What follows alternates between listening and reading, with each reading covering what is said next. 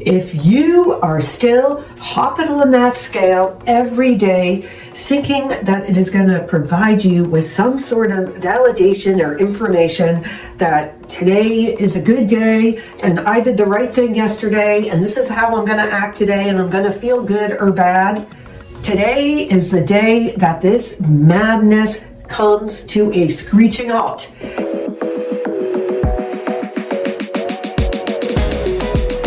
But more importantly, what I realized while I was a trainer is that not everyone can get to whatever that number is anyways. But you know what? Everyone, every single person, I don't care how old or young you are, you can build muscle.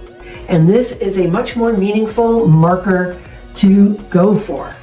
So I had a client, her name is Lisa, who is in her 60s, and she came to me, like many people do, trying to lose weight.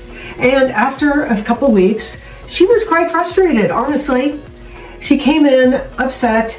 I have been doing all of this. I've been listening to you, eating more protein, exercising, saying no to some of the starchy carbohydrates, and nothing has happened.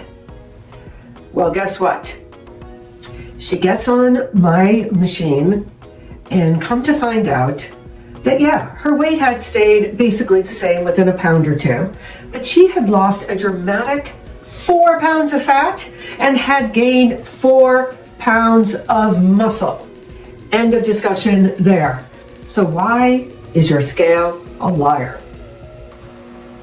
In case you haven't noticed this yourself, but your body weight can fluctuate as much as 2 to 5 pounds, even in the given 24 hours. I mean, if I eat sushi, it's going to be like 4 pounds if I were to get on the scale, having to do with hormones, your time of the month, obviously sodium, even the amount of carbs that you eat, or even stress. And literally, it can be like you drank a glass, like a liter of water is 2.2 pounds. So thinking about what that scale might tell you on any given day is really not a good measurement of progress you're making or what's going on inside of your body. There is another term called skinny fat. So in other words, there are people that might have normal body weight on the scale, but guess what? They are still metabolically unhealthy because of where they are storing their weight. So when we think about fat, there's actually 3 places that we store fat. Number one, and actually the healthiest place to store your fat, to be honest, is your subcutaneous fat, otherwise known as what I grew up with, which is the big butt, big thighs, things like that, or even now, you know, pinch an inch, okay? Like this fat right here that I am pinching is completely healthy and totally fine. And that is one section of fat. Then the next section of fat, where these devices and machines do pick up on, is the visceral fat, which you can see sometimes with, of course, the belly fat, but it's not always apparent to the eye because it's actually inside around the organs. And this is where people who are quote unquote thin may also be metabolically unhealthy. And why this is really important is because this fat is the angry fat, the dangerous fat. It actually produces all these inflammatory messengers that communicate to every cell in your body, causing inflammation and leading to cardiovascular disease and everything else that ails us. The good news about that fat, I'm going to tell you, it's actually most responsive to diet and exercise changes. It's actually easier to lose it there than other places. So that's the good news.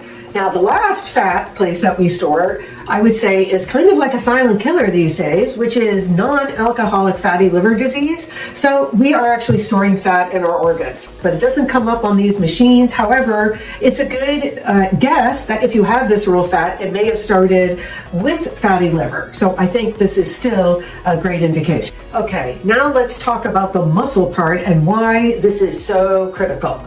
So one of the biggest concerns that we have right now is something called insulin resistance. And insulin is the gatekeeper of energy storage. So you really can't gain weight if you do not have insulin, which is a hormone produced by the pancreas, which many people know about with diabetes, but it is something that all of us need to be concerned about. So this is where muscle comes in. So every time you eat a meal, even if you're not eating carbohydrates, even protein, for example, things can break down to glucose. And so if you don't have a depository or a place for it to go, this is when you do risk gaining fat. And muscle is that depository. This is fantastic. Glycogen is a storage form of glucose. So the two main places we store glucose, or glycogen rather, is in our liver or in our muscle. And you know what? I want to tell you a little dirty secret that the weight loss industry does not want you to know. Are you ready? Because you are going to want to hear this. The weight loss companies, they will frequently tell people, we don't want you to exercise in the first 2 to 4 weeks while you're on our program. You know why? Because that way they can state that people lose more weight. Are you with me? Do you understand how sick this is? Okay, so we need to put a stop to this, and we need to put a stop to it today. And then finally, what I want to mention here with the scale, in case you didn't pick up on this already, is what this does to us emotionally. I mean, basically using like an inanimate object to decide whether or not today is a good day, whether we are a worthwhile human being because we did what we were supposed to do. And I do think that constant weighing, and looking at that number definitely had a big part of this. So my call to action for you today is to put down the scale.